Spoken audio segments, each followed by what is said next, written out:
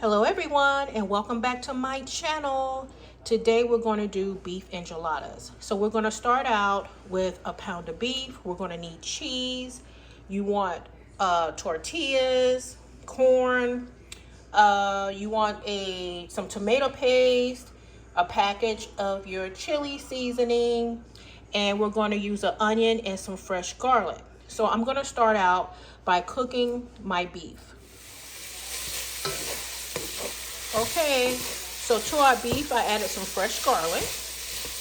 And we're going to add half of a teaspoon of salt, pepper, some cayenne pepper, parsley flakes, Italian seasoning, garlic powder, and onion powder.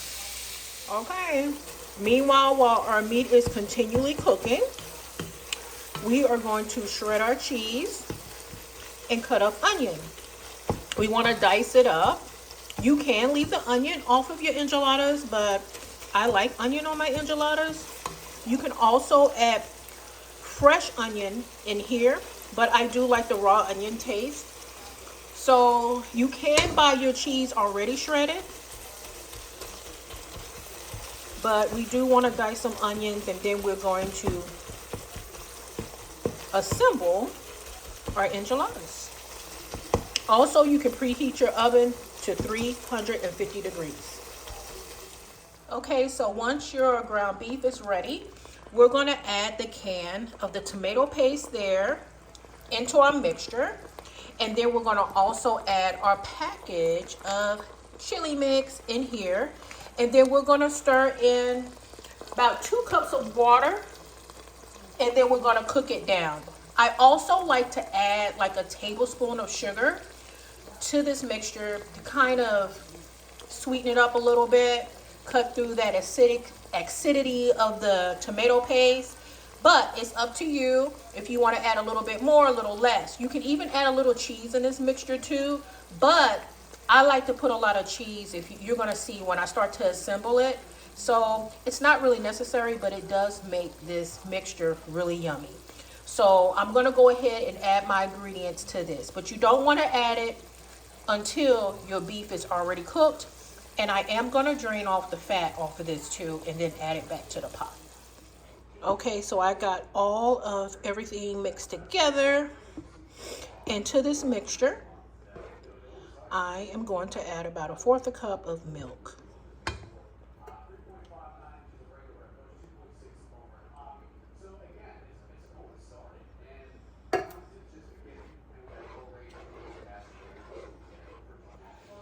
Okay, so we're going to let our mixture cook for about 10 minutes, and then we're going to start assembling our enchiladas.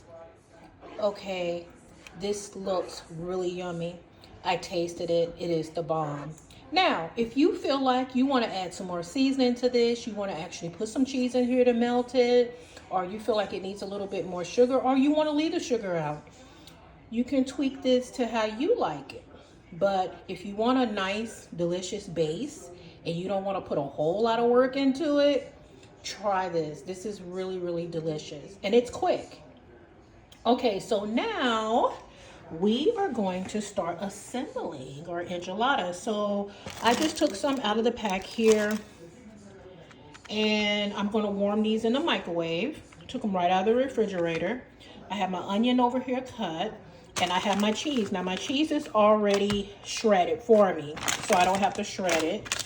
And then I have this too. And I can set this like on top of the enchiladas, or even on the inside. I can just kind of fold it. But I'm using different kinds. I like Kobe Jack. I like the Mexican blend, and I just had some mild cheddar in there. So I'm just going to mix it all, but you can use any cheese that you like, okay? So I'm going to warm these enchiladas up. The tortillas up for 1 minute in the microwave. Okay, so our tortillas are a little warm, and we want to do this because it's easy to fold them without them breaking, okay? So what I'm going to do now, we're going to start assembling our enchiladas. So we're going to place a little bit of onion in each one, and then we're going to place our cheese. And you can put as much as you would like, but just remember you don't want to do too much because you want to be able to roll these without them popping open, but I'm gonna show you how to do that because sometimes I make mine really fat too. I am a greedy girl. Okay, so this is our meat mixture here. Now, some of this mixture is gonna go on the top of the enchiladas. So you don't have to worry about not getting enough, because you're gonna have more meat on top of them too. I'm being a little messy. Okay, now, then you're gonna take this, and it's real easy. You're gonna roll this way, and then roll this way, and then this, where it's open, you're gonna set it in your baking dish, and you want a long baking dish, okay? And you're gonna set it down. Sorry, you're doing this with one hand. Set it down like this. That was sloppy. I'm gonna do that again. I even broke it. Let me roll some more, but you wanna take the side that you're bringing together and put it down so it doesn't come open. So I'm gonna redo this. But you wanna fill it up, cook as many as you like, and let me get started. I had to totally redo that one because I broke the tortilla and everything. Now, just because they're broken doesn't mean they're not gonna be delicious.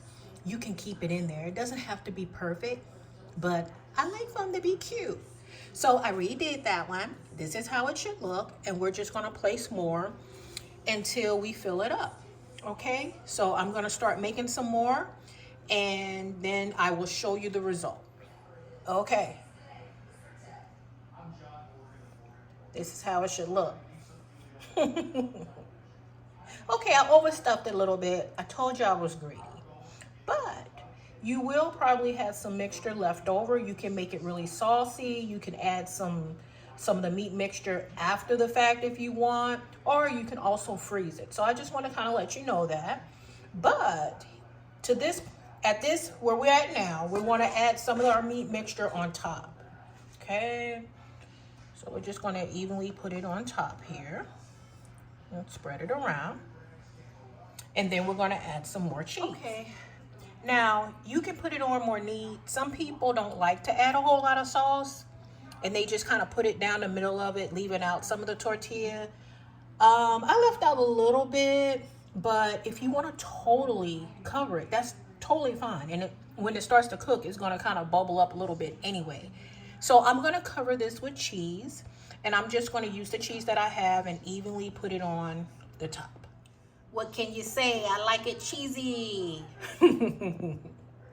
Okay, you guys. So at this point, after you place your cheese on your enchiladas, you want to put it in the oven until melted. So that can be anywhere. I will leave it in about 20 minutes. It depends on your oven, but everything is already cooked. You just want your cheese really to melt on there really good. Okay, so let's go ahead and put it in the oven. As you see, I did not put foil on top of it, okay? You can put foil on top of it, but you just want to make sure you take the foil off so the cheese can really melt and get on there really good, okay? So I'm doing it this way, and we're going to time 20 minutes, 350 degrees. Can you hear that cheese? Okay, when it's looking like that, it's time to take it out. Okay, so it's going to be very, very hot when you take it out, so be careful. But I am going to fix my plate. Okay, you guys, here is the end result. I took it out. It's actually 2, and you can feel them and still see it when you get them out. There you go. See, you can see them. So this is going to be yummy. I make this all the time. I got a little bit of tomato, some avocado, and onion on the side.